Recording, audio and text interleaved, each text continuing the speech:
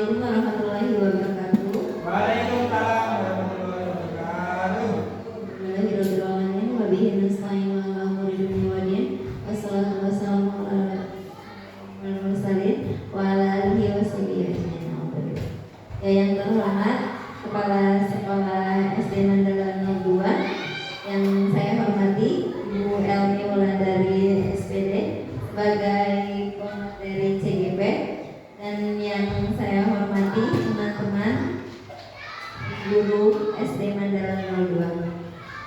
Nah, di sini dengan acara diseminasi budaya positif dengan angkatan 11 dari Kabupaten Cilacap dengan hari Senin tanggal 26 Agustus 2024. Nah, saya di sini akan membacakan susunan acaranya. Yang pertama itu pembukaan, yang kedua sambutan kepala sekolah atau bisa diwakilkan oleh perekanan, kemudian yang ketiga acara inti, yang keempat penutup. Mari kita dengan bacaan Bismillah bersama-sama. Bismillahirrahmanirrahim. Yang kedua acara sambutan oleh kepala sekolah yang akan diwakili oleh Bapak Adnan Firmansyah. Saya persilakan.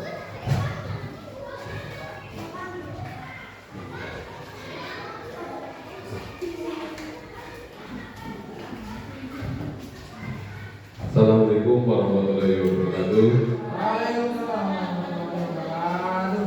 Selamat pagi, salam sejahtera bagi kita semua. Yang terhormat rekan-rekan guru SD Negeri Mandala 02. Pertama-tama marilah kita panjatkan puji syukur kehadirat Allah Subhanahu wa taala, yang mana di kesempatan pagi hari ini kita masih bisa berkumpul di tempat ini tanpa ada halangan suatu apapun. Salawat dan salam semoga terlimpah curah kepada junjungan kita Nabi besar Muhammad Sallallahu Alaihi Wasallam. Semoga atas izinnya kita bisa mendapatkan syafaatnya di yaumul akhir nanti. Allahumma amin. Pada kesempatan kali ini,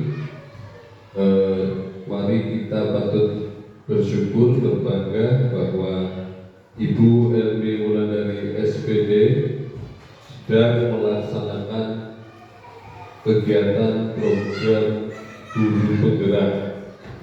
Hal ini merupakan suatu kebanggaan bagi sekolah kita, yang mana tempaan di guru penggerak merupakan sesuatu hal yang akan mendapatkan banyak manfaat.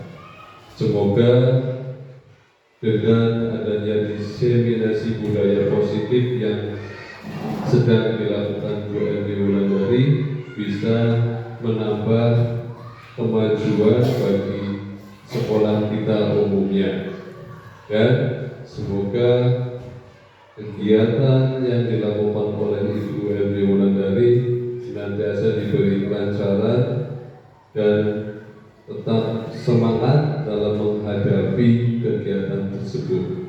Mungkin itu yang bisa saya sampaikan. Semoga dengan diikutinya Bu Elmi Wulandari ke guru penggerak menambah ilmu pengetahuan bagi Ibu Elmi sendiri dan bagi peserta didik SD Negeri Mandala 02 pada umumnya. Itu saja, terima kasih. Mohon maaf kalau ada kesalahan. Assalamualaikum warahmatullahi wabarakatuh. Waalaikumsalam warahmatullahi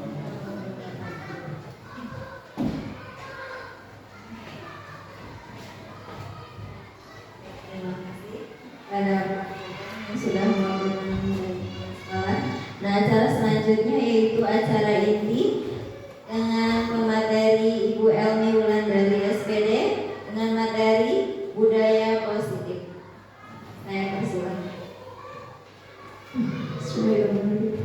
Assalamualaikum warahmatullahi wabarakatuh. Waalaikumsalam warahmatullahi wabarakatuh. Bismillahirrahmanirrahim. Alhamdulillahirabbil alamin. Wassalatu wassalamu ala asyrofil anbiya'i wal mursalin wa ala alihi wa sahbihi ajmain.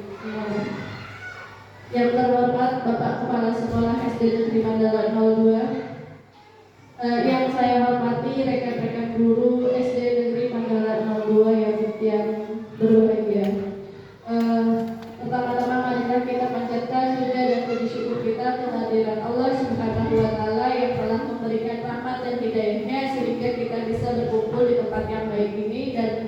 dalam waktu yang baik pula.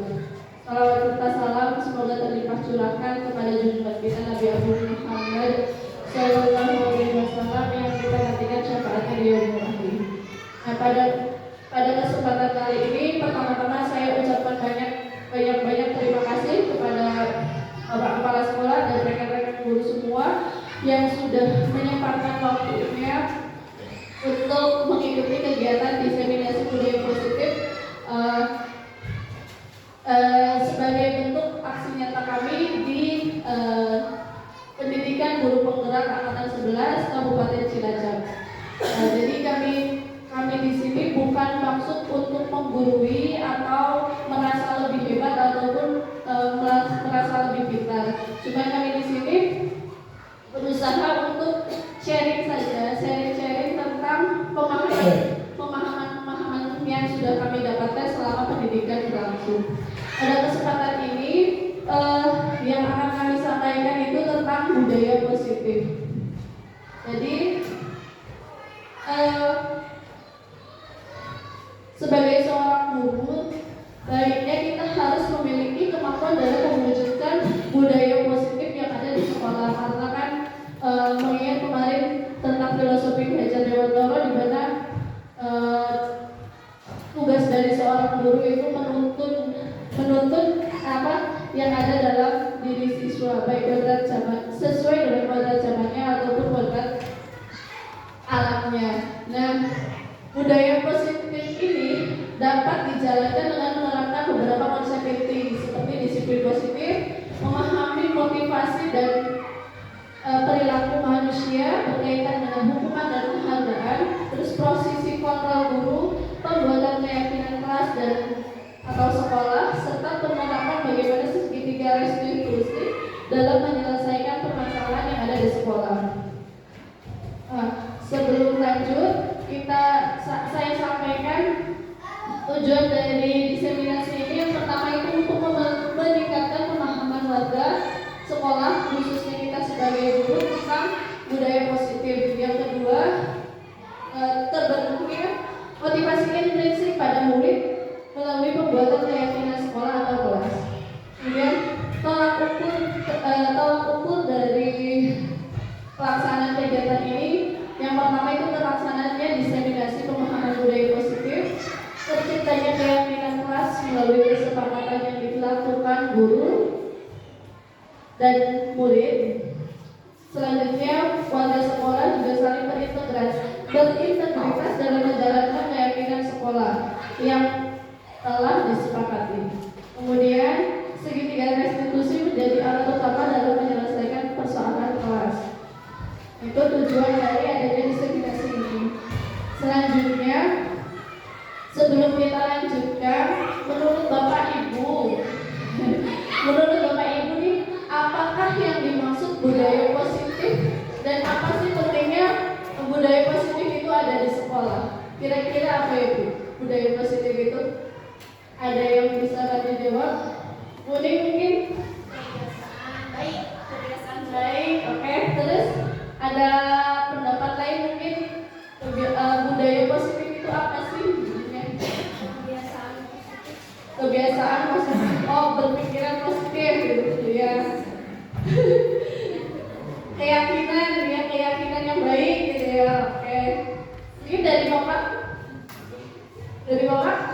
Menurut Bapak apa?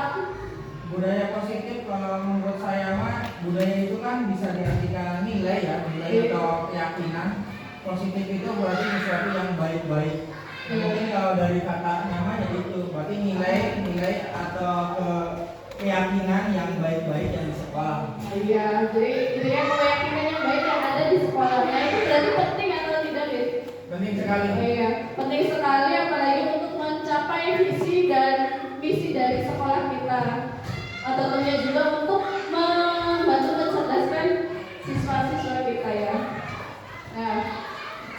Nah ya, budaya positif di sekolah itu nilai dan kebiasaan di sekolah yang berpihak pada murid agar mereka dapat berkembang menjadi pribadi yang kritis, penuh hormat, tanggung jawab sesuai dengan profil pelajar Pancasila. Ya, jadi bukan budaya positif itu benar tadi kata Pak Okti itu nilai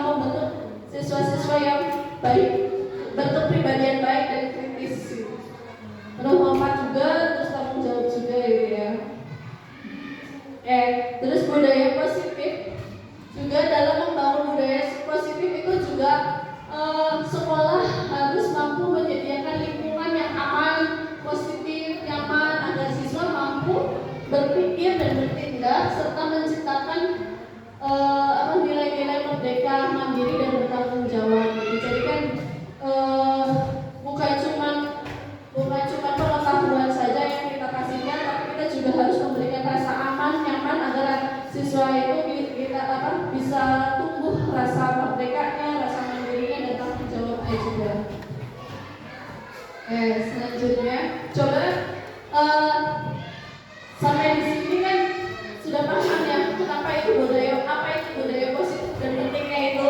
Nah coba sekarang kita ada permainan dulu. Coba yang duduk sebelah kanan dari ya, kanan itu sebagai guru A dan kiri sebagai guru B. Guru A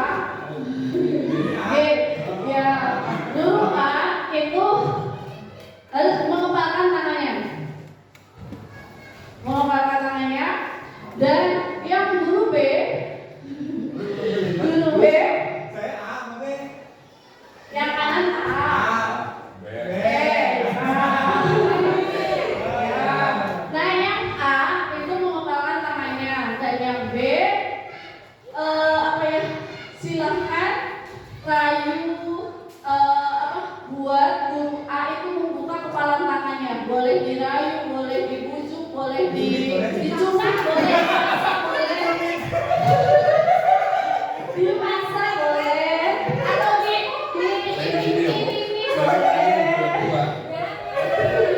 boleh. Siap ya. Waktunya jangan lama-lama deh, 1. Boleh 2, boleh 1. Kalau 2 nanti kelamaan mulainya gitu ya. Boleh kita kasih waktu ya. Coba. Laki-laki.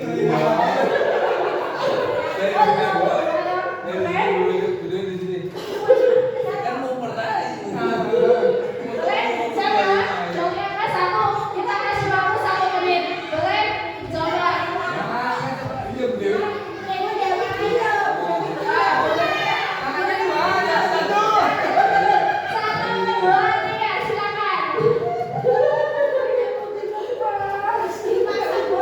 Dimasak boleh, dirayu boleh, dicubit boleh, terserah deh.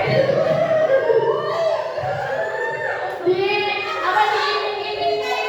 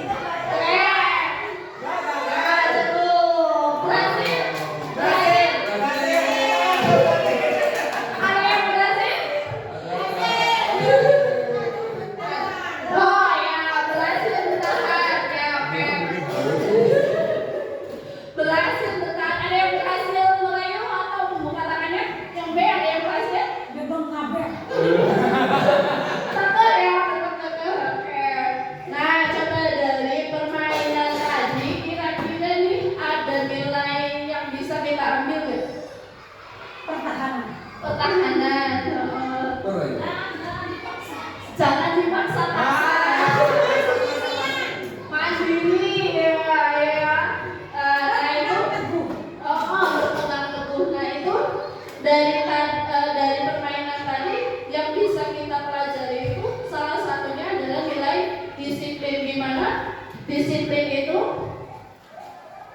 Nah menurut bahasa disiplin itu kan dari bahasa Latin yang artinya itu sebenarnya belajar. Jadi makna asalnya itu dari konotasi dengan disiplin dari murid-muridnya Socrates dan Plato. Disiplin membuat orang menggali potensinya menuju sebuah tujuan yang dihargai. Sedangkan menurut budaya kita nih, biasanya disiplin itu diartikan seseorang untuk adalah menghubungkan kata disiplin dengan ketidaknyamanan, bukan dengan yang kita hargai atau mencapai suatu tujuan yang mulia. Jadi kan gurunya udah disiplin ya, oke, udah berpegang teguh patuh sama aturannya tadi. Cuman itu yang ada di kita. Cuman kan kadang-kadang sering kalau dikasih ini atau apa, dia bisa berubah. Ada karena ketidaknyamanan dan kepatuhan tadi. Nah, selanjutnya, yang diharapkan diterapkan di sekolah itu adanya disiplin positif, di mana cara penerapan disiplin yang mengajarkan anak bertanggung jawab dan menumbuhkan kesadaran diri berdasarkan nilai-nilai kebajikan. Jadi lebih ke arah disiplin yang dapat mengontrol diri dalam melakukan segala tindakan. Jadi bukan cuma hanya patuh karena ada aturan ataupun ada teguran dari guru, tapi benar-benar dari kesadaran diri anak itu untuk melaksanakan disiplin gitu. Nah, dengan disiplin positif ini juga dapat membuat murid memahami dan menyadari motivasi internal bukan akibat paksaan, ujian ataupun hukuman. Jadi bukan menyebutkan ujian itu tidak baik ataupun hukuman itu tidak baik, tapi lebih ke kesadaran diri tadi. Nah, itu yang diharapkan dengan adanya disiplin positif itu. Jadi anak itu bukan cuma karena orang lain saja, tapi benar-benar karena dirinya, karena adanya kesadaran diri. Nah, sebelum lanjut ke tentang bagaimana itu disiplin, ada 5 kebutuhan dasar manusia yang harus kita pelajari terlebih dahulu. Menurut William Glasser, menjabarkan jenis-jenis kebutuhan dasar yang mempengaruhi perilaku dan tindakannya manusia. Jadi kan tadi kan untuk menerapkan disiplin tadi, kita tuh harus paham dulu kebutuhan apa sih yang ada dan harus kita penuhi kepada anak-anak. Nah, yang pertama itu ada yang namanya kebutuhan bertahan hidup. Kebutuhan bertahan hidup ini kan seperti makan, minum, rumah, pendidikan, hingga rasa aman. Itu kan kebutuhan hidup dari seorang manusia itu. Yang kedua ada kebutuhan untuk diterima. Tidak hanya soal kasih sayang, tapi kebutuhan ini juga mencakup keinginan untuk diterima dan tetap terhubung dengan orang lain di kelompoknya. Jadi kadang-kadang apalagi anak-anak yang sering banget yang caper gitu ya. Mereka bertindak tuh bukan karena pengen apa, tapi cuma karena pengen dicaper aja gitu sama gurunya ya. Nah, yang ketiga adanya kebutuhan akan pengakuan. Kebutuhan akan pengakuan ini berhubung dengan self-esteem atau harga diri gitu kan. Ya kan, anak-anak harga dirinya itu sangat tinggi gitu. Dia kadang-kadang gengsi ataupun melakukan sesuatu tuh juga pengen ini loh saya gitu, ini loh saya. Jadi dia mereka caper dengan perhatian itu kadang-kadang hanya butuh pengakuan gitu. Nah, ini juga keinginan untuk menjadi kompeten dan menjadi terampil gitu kan. Dengan mereka kompeten dan terampil kan otomatis guru-gurunya juga harus mengakui itu gitu. Yang keempat itu ada kebutuhan akan kebebasan. Kebutuhan akan kebebasan atau freedom needs ini adalah kebutuhan akan kemandirian, otonomi, memiliki pilihan dan mampu mengendalikan hidupnya sendiri. Makanya mereka bertindak ya karena aku pengen aja gitu, karena aku pengen, karena ingin bebas gitu. Mereka ingin bebas, gak mau ada aturan-aturan yang mengikat dia. Dan selanjutnya juga ada kebutuhan akan kesenangan. Kebutuhan akan kesenangan ini berkaitan dengan aktivitas yang menghibur dan menyenangkan. Jadi kan kadang-kadang anak-anak itu bertindak yang penting aku senang deh, yang penting aku terhibur. Nah, itu alasan-alasan yang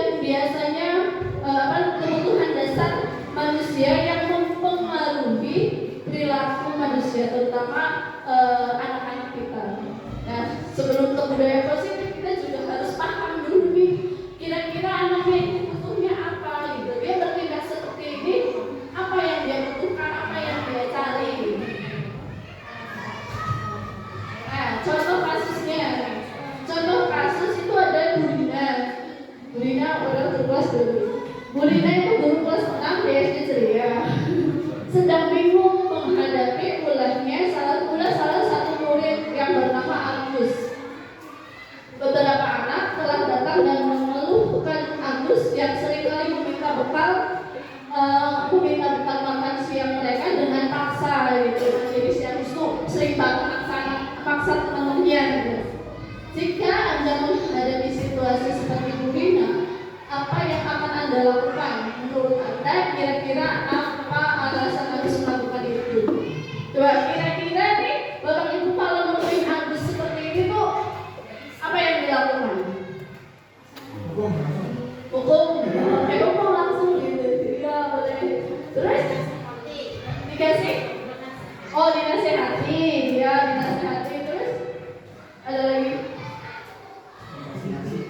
Dikasih nasi. Ya kan berarti kan semuanya maksa gitu ya. Kita kasih deh gitu ya. Kasih jajanan ya.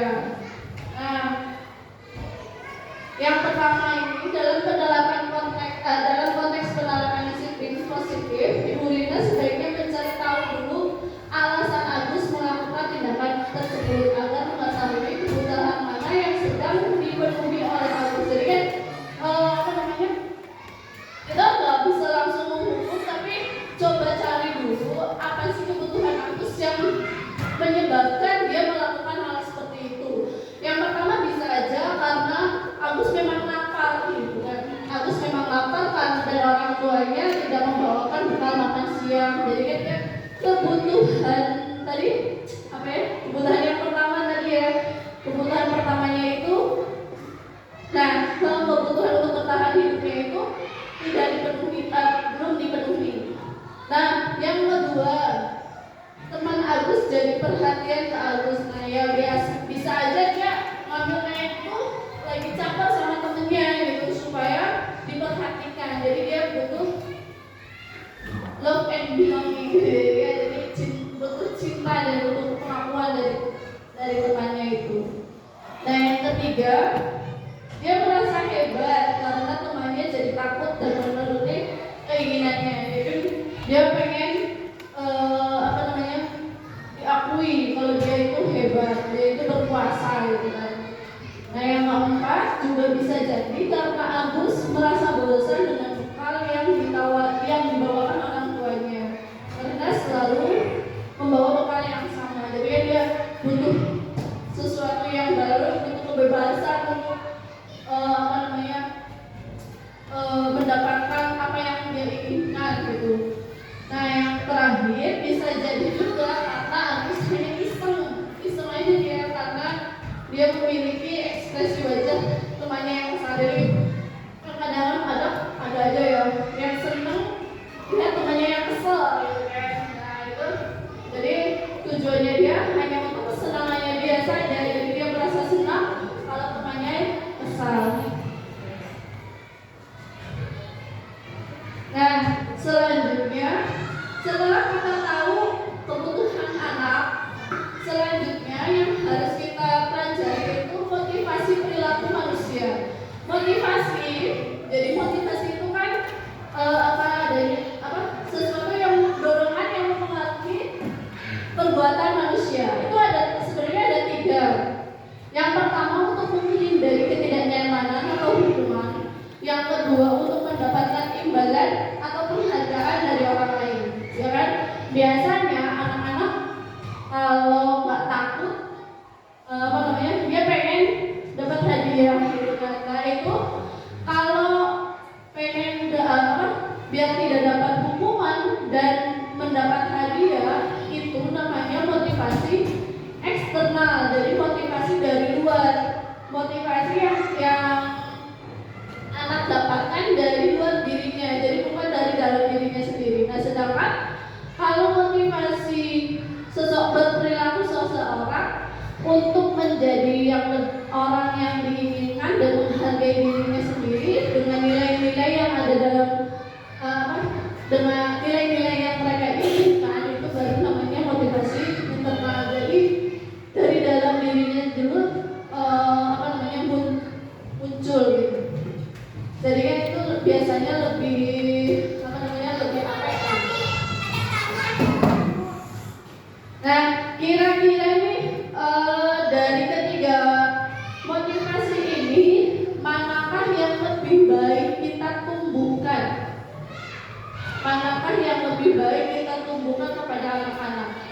Yang keenam. Internal. Kenapa? Iya, karena biasanya kalau motivasi internal itu lebih apa namanya? Lebih awet gitu ya. Lebih awet. Jadi apa namanya? Dia itu biasanya lebih ya karena sadar aja sendiri, jadi besok-besoknya bisa lebih melakukan hal yang sama dan tidak melakukan hal yang buruk lagi gitu. Misalnya kalau dapat hukuman, besok-besok pasti bisa aja melakukan kesalahan yang sama. Nah, sedangkan kalau dapat penghargaan pun sama, nanti lah besok juga nggak dapat hadiah ngapain gitu kan. Nah itu yang kita harapkan, kita bantu anak-anak itu agar anak-anak bisa memunculkan motivasi internalnya, karena dia lebih awet dan lebih ringan juga kepada kita. Jadi kan nggak bolak-balik menghukum ataupun memberi hadiah.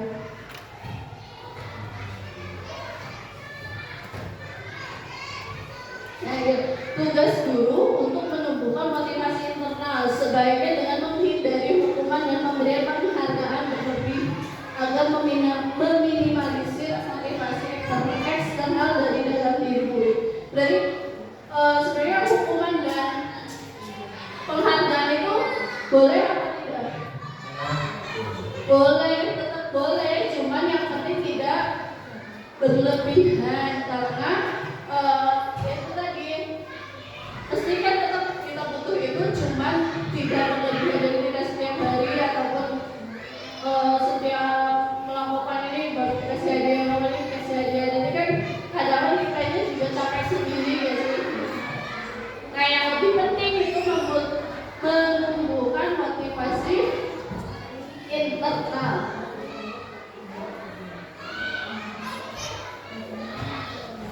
Nah, tadi sudah antara hukuman dan motivasi, hukuman, penghargaan dan dalam diri. Nah, satu lagi ada yang biasanya kita sudah pahami ya, biasanya udah ada hukuman, ada juga konsekuensi dalam melaksanakan. Misalnya anak melakukan kesalahan, misalnya kan kita ada hukuman dan konsekuensi. Kira-kira bedanya hukuman dan konsekuensi itu apa? Boleh. Hukuman apa?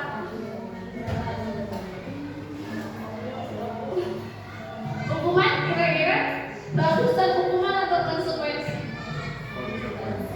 Konsekuensi. Kenapa? Konsekuensi itu apa? Konsekuensi itu berasal dari kesepakatan yang sudah ditentukan. Jika akan melanggar, tentunya sudah dengan sendirinya siswa itu sadar. Konsekuensi ketika terlambat harus membersihkan kelas misalnya ya, dengan sendirinya dilakukan. Ya itu namanya konsekuensi. Kan kalau hukuman itu biasanya spontan gitu ya, push up gitu. Tapi kalau konsekuensi kan biasanya sudah berawal dari kesepakatan. Mana yang lebih baik? Konsekuensi. Nah, coba dari konsekuensi dan hukuman tadi ada beberapa keadaan di sini. Nah, kira-kira mana yang konsekuensi, mana yang hukuman? Coba. Yang pertama, murid lari mengelilingi lapangan basket 2 kali karena terlambat hadir di sekolah. Hukuman ya, karena kan gak ada hubungannya terlambat sama lari putar lapangan gitu ya. Yang kedua, hukuman apa konsekuensi? Ya, yang kedua murid membersihkan coretan yang dibuatnya di meja tulis. Nah iya kan, jadi yang dia berbuat, dia juga yang harus bertanggung jawab. Yaitu namanya juga konsekuensi. Nomor 3, hukuman. Ya, murid diminta untuk push up 15 kali karena tidak menggunakan masker ke sekolah. Karena kenapa hukuman? Sama seperti yang masalah tidak ada hubungannya.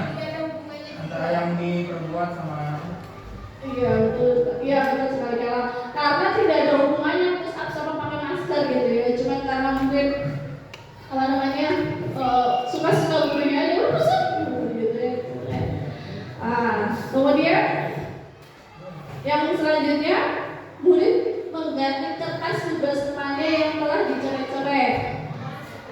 Konsekuensi ya, tanggung jawab kalau coret-coret ya tanggung jawab lah ya. Yang kelima, murid dijemur di lapangan basket pukul 12 siang karena mengobrol dengan temannya saat pembelajaran. Hukuman. Yang selanjutnya,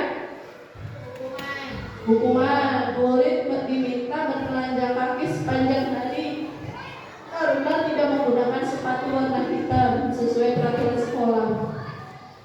Ya, ini nggak ada hubungannya sama sekali ya antara suruh jalan sama peraturan pakai sepatu. Selanjutnya yang terakhir, hukuman, murid berdiri di depan kelas sambil mengangkat kaki satu karena tidak bisa menjawab pertanyaannya. Kalau kayak gini berarti makin tidak bisa dia, makin ibaratnya belum paham. Bisa jadi dia karena tidak bisa menjawab itu karena belum paham, malah disuruh keluar kelas terus sambil mengangkat kaki pula gitu kan nggak ada hubungannya juga. Lanjut. Nah, setelah kita memahami bagaimana itu kebutuhan siswa, terus bagaimana perilaku siswa itu termotivasi, selanjutnya dalam menyelesaikan suatu permasalahan yang ada pada siswa, ada yang namanya posisi kontrol guru.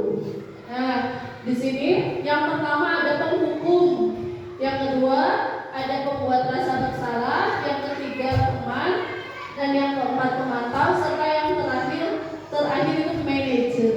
Nah, kira-kira dari kelima ini yang paling bagus yang mana?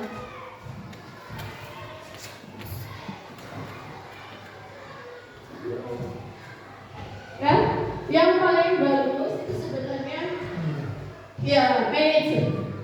Nah, bagaimana sih manajer itu berperan gitu kan? Kalau penghukum kan jelas kan, anak-anak betul tanpa toleransi, kamu salah udah usap atau sana lari keliling lapangan gitu. Nah itu dia langsung menghukum tanpa biasanya juga kadang pakai kata-kata yang kasar, menghasut ataupun yang tidak bisa diterima oleh anak. Kita sebagai rekan guru juga dengerin, ya Allah kasihan banget dia mau kayak gitu.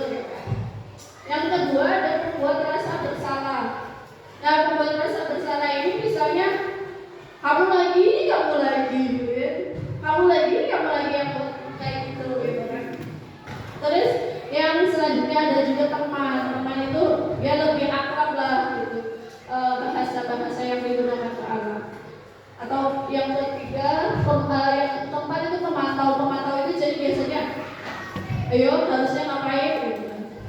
Nah kalau manajer di sini itu lebih ke membimbing anak-anak untuk mencari dan pertama itu untuk paham dulu dia salah apa enggak, terus juga untuk menentukan solusinya. Posisi sebagai manajer itu biasanya yaitu memberi kebebasan kepada anak untuk mencari solusi sendiri, dan jadi manajer di sini itu cuma untuk mengarahkan anaknya untuk menyelesaikan masalahnya sendiri. Nah, seorang guru harus mampu memposisikan dirinya sebagai manajer saat menghadapi masalah. Guru berbuat sesuatu bersama murid, mempersilahkan murid untuk mempertanggungjawabkan perilakunya dan mendukung murid untuk agar dapat menemukan solusi atas permasalahannya. Jadi kalau ada masalah, si manajer ini atau guru sebagai manajer ini tuh hanya membantu siswa untuk menemukan solusi dari permasalahannya. Jadi yang tetap nyari solusi dan bertanggung jawab siswanya. Di sini guru hanya membantu mengarahkan saja. Posisi manajer mengacu pada restitusi yang dapat menjadikan murid sebagai manajer bagi dirinya sendiri, sehingga tercipta identitas positif atau berhasil pada diri murid. Nah, jadi yang tadinya positif, yang tadinya negatif, perilakunya itu diharapkan bisa menjadi positif atau berhasil. Nah, di sini ada tabel posisi kontrol. Nah, aktivitasnya, yang aktivitas gagal itu maksudnya yang di luar kontrol. Di sini penghukum. Guru apa yang diperbuat guru biasanya itu menghardik, menunjuk-nunjuk, menyakiti ataupun menyindir. Itu sebagai penghukum. Nah, kalau membuat rasa bersalah, berceramah dan mengatakan seharusnya aku tuh kayak gini, bukan kayak gitu gitu. Terus ataupun bisa ibu kecewa sama kamu. Nah, ataupun sebagai temuan membuatkan alasan-alasan untuk muridnya, jadi kan dia terlalu memanjakan anaknya gitu. Ataupun sebagai pemantau, ini kalau teman dan pemantau itu juga bisa membantu menjadi identitas berhasil ataupun sukses. Tadi kan kalau buku pembuat rasa bersalah ataupun penghukum biasanya itu identitasnya gagal, biasanya dia nggak efek lah. Tapi kalau pemantau sama teman ini masih bisa berpengaruh, cuma mengharapkan imbalan atau ketergantungan pada orang lain. Dengan teman ataupun sebagai pemantau biasanya anak malah ketergantungan nanti juga dimaafin sama guru gitu. Nah, kalau identitas yang berhasil ataupun kontrol dari dalam diri, guru itu harusnya memposisikan sebagai manajer agar siswa dapat menghargai diri sendiri. Yang diperbuat guru biasanya itu mengajukan pertanyaan-pertanyaan. Jadi pertanyaan-pertanyaan di sini untuk mengarahkan siswa itu menemukan solusi dari permasalahannya tadi. Dan hasilnya jika guru bertindak sebagai penghukum juga bisa memberontak, menyalahkan orang lain dan berbohong gitu. Kalau langsung hukuman biasanya anaknya itu langsung berontak ataupun berbohong. Sedangkan membuat rasa bersalah biasanya menyembunyikan atau menyangkal ataupun berbohong juga. Nah, kalau sebagai teman, hasilnya biasanya menimbulkan ketergantungan. Nah, dan kalau pemantau biasanya menyesuaikan diri bila diawasi. Jadi kalau biasanya guru cuma sebagai pemantau itu anak itu bisa di depan beda, di belakang beda ya. Kalau kita sebagai pemantau. Sedangkan kalau kita sebagai manajer, kita dapat menguatkan pribadi. Kan, oh iya saya salah, saya harusnya begini. Jadi kan kesadaran itu tumbuh dari dalam dirinya pribadi. Nah, dampaknya jika kita sebagai penghukum itu siswa bisa sekali mengulangi kesalahannya. Nah, misalnya nanti juga paling suruh ini doang jadi itu. Atau kalau sebagai pembuat rasa bersalah biasanya merasa rendah diri. Rendah diri itu misal silah malah mematikan karakter siswa. Kalau sebagai teman biasanya itu dampak kepada muridnya itu lemah, tidak menyadari, tidak mandiri dan tergantung. Jadi lebih ke jadi anak manja gitu. Kalau memantau menitik beratkan pada sanksi atau hadiah untuk dirinya. Jadi itu tadi kalau memantau biasanya motivasinya kalau nggak hadiah ya hukuman. Nah, harapannya kita kalau sebagai manajer dampak pada muridnya juga anak bisa mengevaluasi dirinya bagaimana dan bagaimana cara memperbaiki dirinya. Ya, tadi kan tujuannya itu agar anak-anak bisa memperbaiki dirinya sendiri. Nah, selanjutnya tentang keyakinan kelas atau keyakinan sekolah. Guru berperan dalam mewujudkan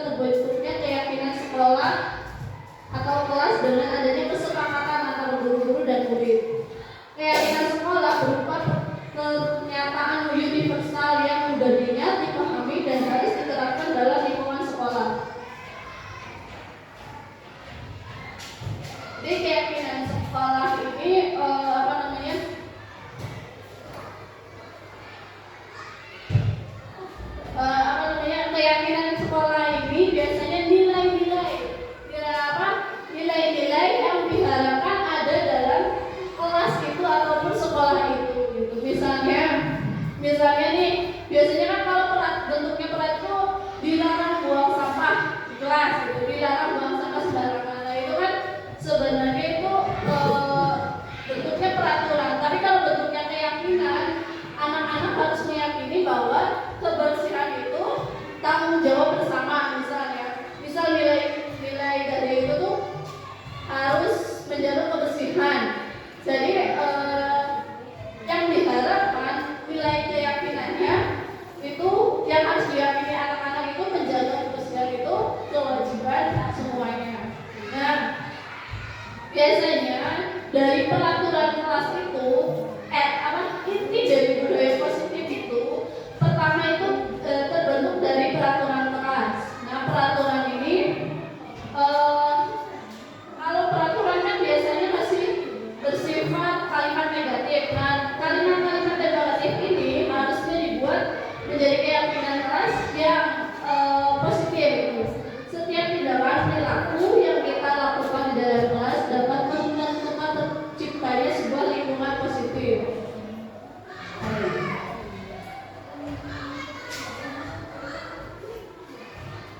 Perilaku warga kelas tersebut menjadi sebuah kebiasaan yang akhirnya membentuk sebuah budaya positif. Dalam mewujudkan perilaku warga sekolah yang memiliki budaya positif, hal pertama yang perlu diciptakan dan disepakati adalah membuat keyakinan-keyakinan atau prinsip-prinsip dasar bersama di antara warga kelas untuk mendapatkan nilai-nilai kebajikan yang disepakati bersama. Ya, untuk menciptakan budaya positif, yang pertama harus kita lakukan itu membuat keyakinan kelas. Nah, keyakinan kelas ini berupa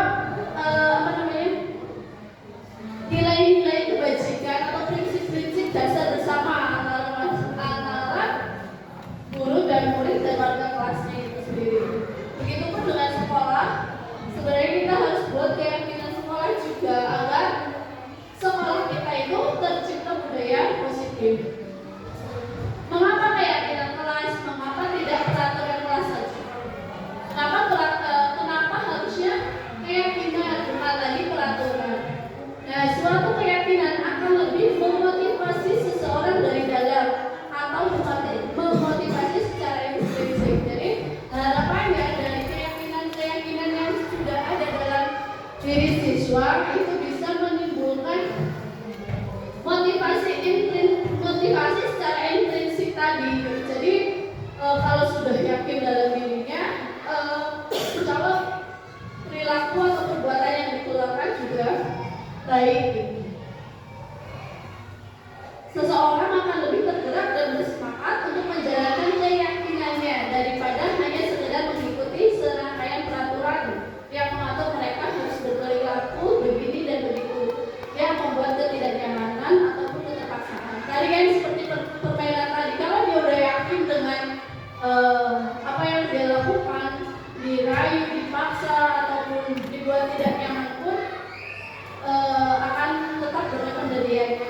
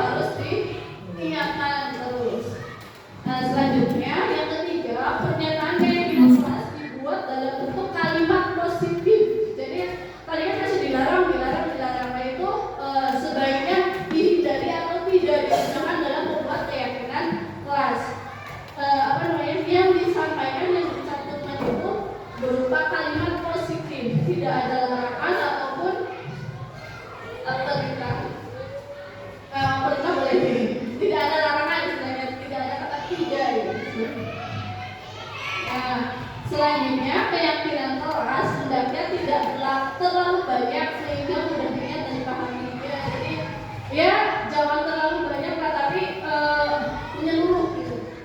Saya tadi jaga kebersihan, cuman kalau misalnya jangan nakal sama temennya ya, kita bisa ganti ke harus saling menghargai atau menyayangi. Selanjutnya, keyakinan kelas sebaiknya sesuatu yang dapat diterapkan di lingkungan tersebut. Jadi misalnya yang ada di dekat-dekat siswa saja, gitu, jangan terlalu jauh.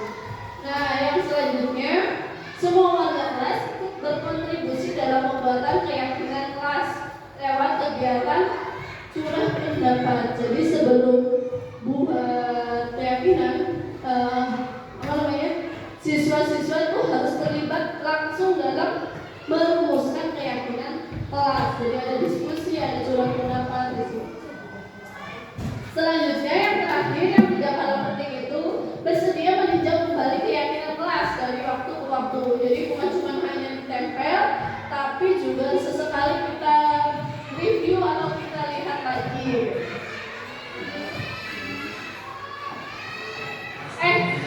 Sebelum dilanjutkan, biar tidak ngantuk, gimana kalau SBP dulu sebentar, boleh? Boleh ya? Boleh? Coba, kalau misalnya bilang tepuk satu, bisa? Dua. Paham ya? Tepuk satu, dua. Tepuk satu, dua. Kalau tepuk dua, dua. Tepuk dua, tepuk tiga. Kalau tepuk tiga nih, dot ya. Tepuk tiga, fokus ya. Siap ya? Tepuk satu, tepuk dua, tepuk tiga, tepuk tiga dua,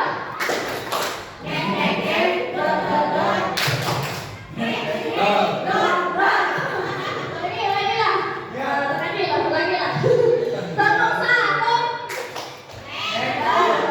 tepuk dua, tepuk tiga, tepuk tiga satu,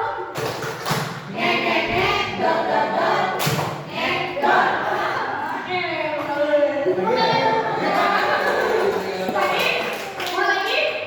Belum ya, lanjut. Nah, selanjutnya ada yang namanya segitiga restitusi. Nah, dari tadi kan kita sudah masih ternyata ya. Nah, tadi kan kita sudah paham kenapa anak itu berbuat, terus motivasi anak yang mendasari perilaku anak berbuat sesuatu itu, dan sudah paham bagaimana kita harus bertindak. Nah, bagaimana penerapannya? Kita ada yang namanya segitiga restitusi. Nah, segitiga restitusi di sini adalah suatu proses dialog yang dijalankan guru atau orang tua agar dapat menghasilkan murid yang mandiri dan tanggung jawab. Nah, segitiga restitusi ini ada tiga, atau namanya itu segitiga ya. Yang pertama itu ada yang namanya tahap menstabilkan identitas. Yang kedua memvalidasi tindakan yang salah, dan yang ketiga menanyakan keyakinan. Yang pertama, tahap menstabilkan identitas. Tahap menstabilkan identitas ini dilakukan berdasarkan prinsip untuk melakukan kesalahan adalah bagian dari proses pembelajaran. Jadi dalam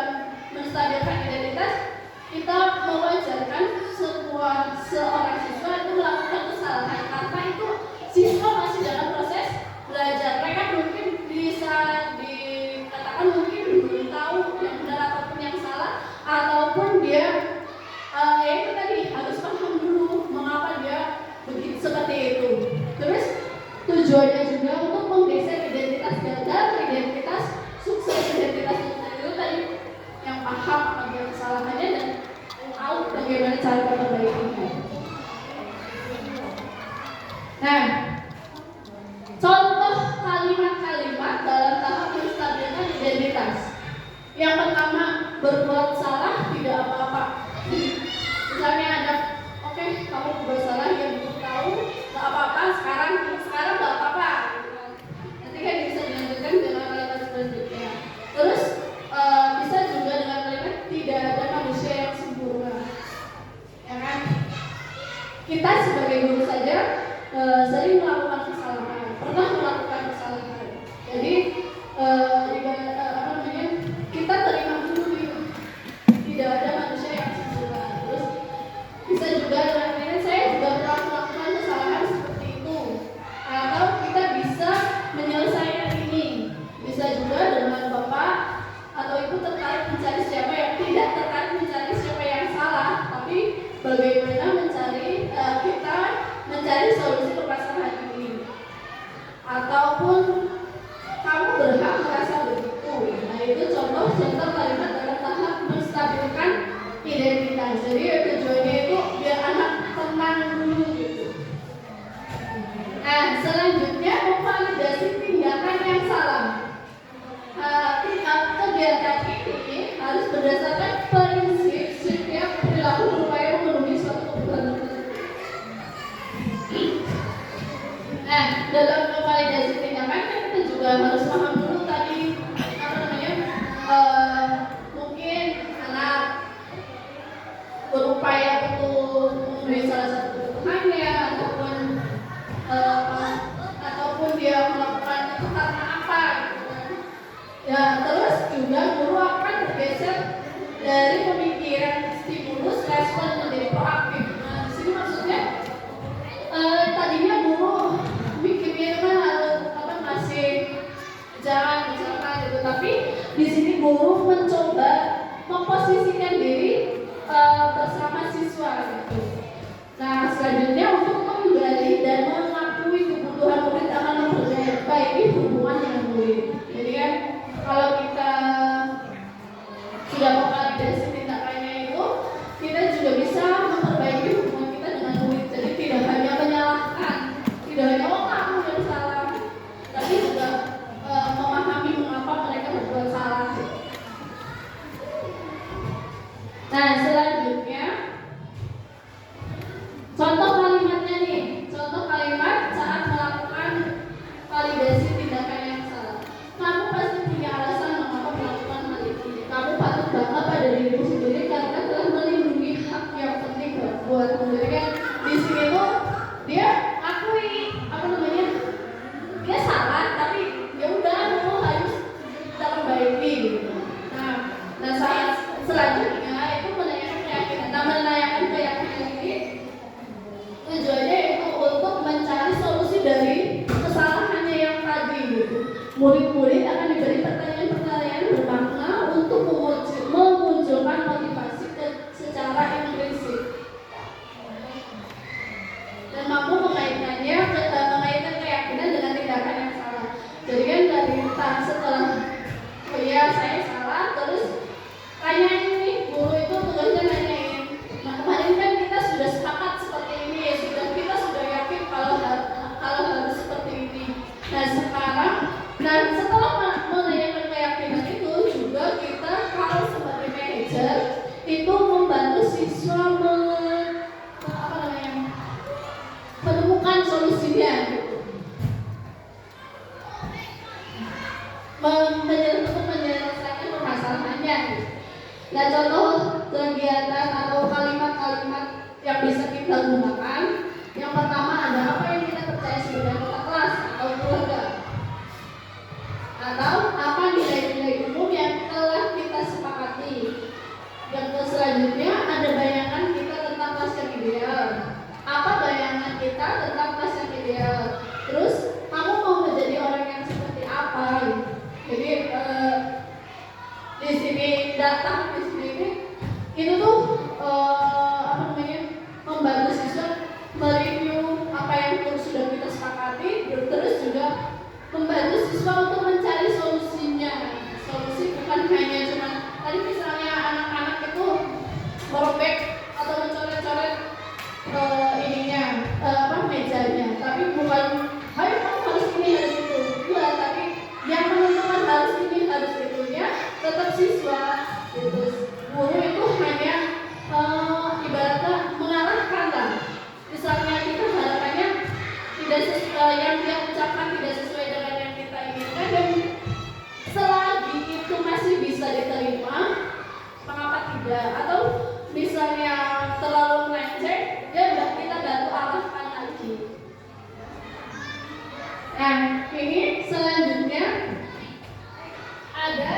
ada contoh penerapan dari segi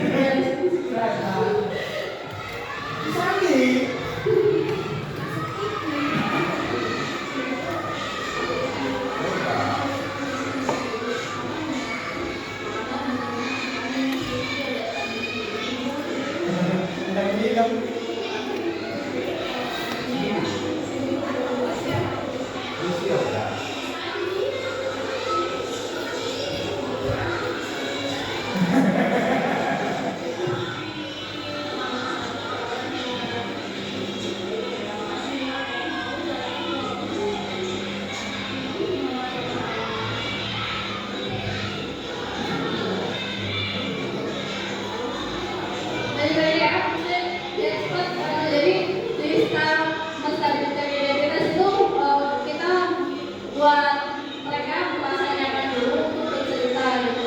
Nah selanjutnya setelah bisa ini ya.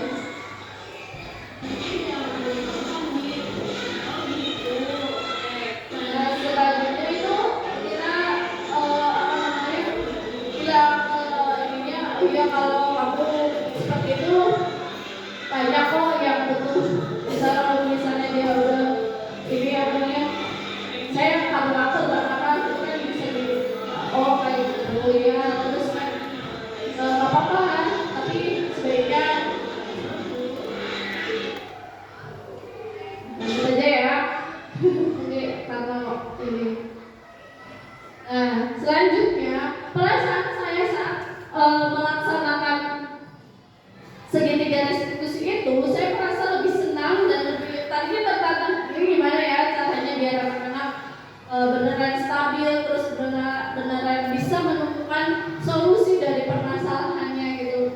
Sebenarnya merasa tertantang bingung juga pertamanya cuman setelah diterapkan oh iya ternyata lebih gampang gitu dan merasa lebih baik setelah lebih mengenal siswa juga terlihat tidak lebih tertekan dari saat kalau kitanya santai tapi tetap membantu mengarahkan itu tadi.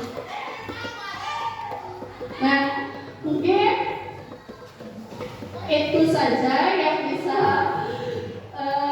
kami sampaikan. Selanjutnya mungkin ada tanggapan ataupun masukan dari kepada kami dipersilahkan. Oke, boleh. Ya, assalamualaikum warahmatullahi wabarakatuh. Terima kasih Bu Elmi atas kesempatannya. Pemaparannya Bu Elmi sudah bagus. Kami jadi banyak menambah wawasan mengenai disiplin-disiplin. Di antaranya posisi kami sebagai guru dalam menerapkan disiplin positif itu harus apa? Terima kasih Bu Elmi. Terus ada pertanyaan. Saya kan selain guru di sini, saya juga merupakan murid-murid dari anak saya yang bernama Mas Siti di kelas 2. Nah, saya sebagai orang tua, apakah ada peran khusus yang bisa dilakukan ketika berada di lingkungan rumah misalnya dalam menerapkan disiplin positif itu?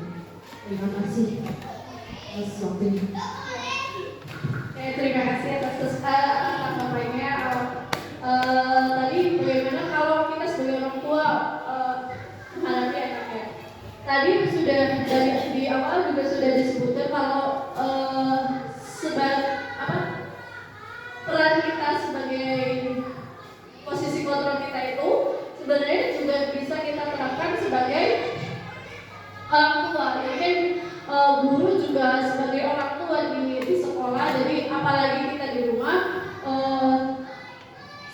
saya rasa ini sangat cocok kita terapkan untuk anak-anak kita. Jadi kan kita apalagi kalau mungkin, tapi mungkin memang tantangannya lebih besar karena anak-anak sudah merasa lebih dekat gitu kan. Jadi kan mereka sudah merasa kalau kita itu temannya yang sudah lebih memahami karakter kita gitu. Cuman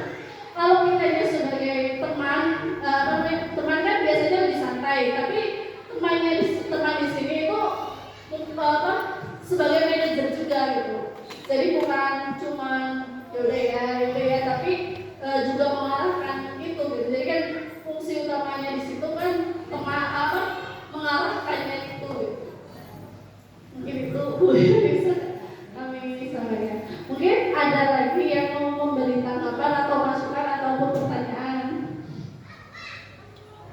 Bu Mida mungkin atau Oki? Boleh? Tanggapannya apa Pak? Ataupun mau menyimpulkan kegiatan kita ya boleh.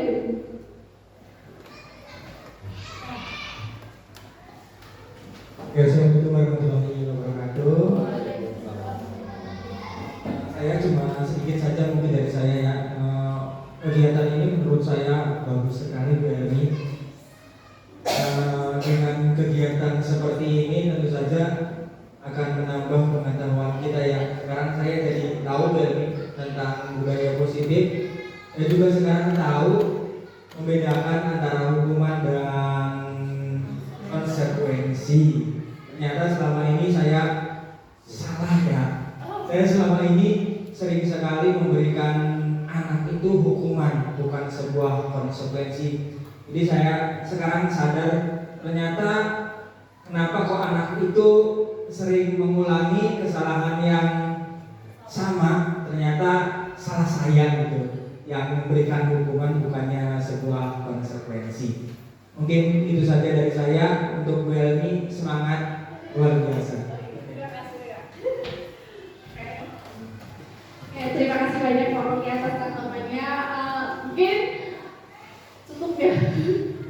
Ya, sekali lagi saya ucapkan banyak terima kasih atas kesempatan dan waktu dari Bapak Ibu semua sudah memberi yang sudah diberikan kepada saya.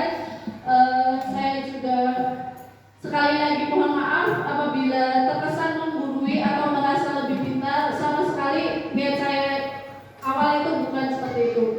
Niat kami hanya berbagi dan berbagi dan untuk menuju sekolah kita yang lebih baik, dan tujuan utamanya ya melaksanakan tugas ya. Mungkin cukup sekian yang bisa saya sampaikan. Sekali lagi terima kasih.